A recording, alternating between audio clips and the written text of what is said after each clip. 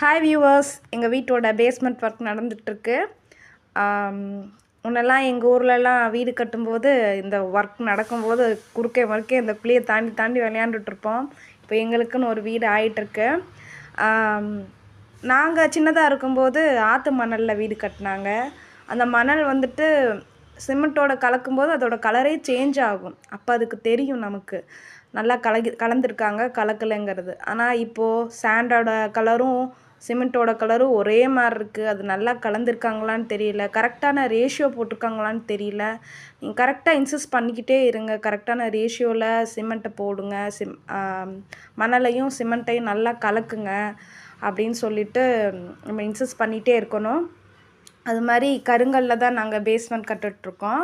அந்த கருங்கல்லில் வந்துட்டு மணல், சிமெண்ட்டு வரக்கலவையை கலக்கி உள்ளே போட்டுட்டு தண்ணி விட்டு கொத்தி விடுவாங்களாம். இதுதான் ப்ராசஸ்ங்கிறது எனக்கு தெரியல. அந்த அன்னைக்கு நான் பெரிய ரகலையே பண்ணிட்டேன். தெரியாமல் இது இப்படி தான் போடணுமா, அன்னைக்கு கட்டிட்டு செஞ்சாங்க. 2வது நாள் வந்துட்டு அந்த கட்டுற அளவுக்கு அந்த பாதை இல்லாதனால இது இப்படி தான் பண்ணணும்னு எனக்கு எக்ஸ்பிளைன் பண்ணி புரிய வச்சுட்டு அதுக்கப்புறம் அவங்க வேலையை பார்த்துட்டு இருந்தாங்க. எது பண்ணாலும் பேஸ்மெண்ட் ஒர்க்கு நல்லா ஸ்ட்ராங்காக இருக்கணும், எங்களுக்கு நீங்கள் நல்லா ஸ்ட்ராங்காக பண்ணி கொடுங்கன்னு நான் சொல்லிகிட்டே இருந்தேன். அவங்களும் அது பொறுமையாக கேட்டுக்கிட்டாங்க.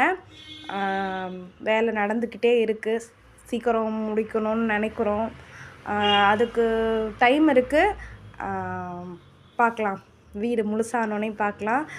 வீட்டோட அமைப்பை பார்த்தோன்னுமே எனக்கு ரொம்ப சந்தோஷமாயிடுச்சு. கொஞ்சம் தூரம் வந்துடுச்சுடா, அடுத்த ரூம் தெரிகிற மாதிரி இருக்குது. நாங்கள் என்ன பிளான் பண்ணோமோ அது மாதிரியான ரூம்லாம் தெரியுது அப்படின்னு ரொம்ப ஹாப்பியாக இருந்தது பேஸ்மெண்ட் ஒர்க் பார்த்தோன்னுமே.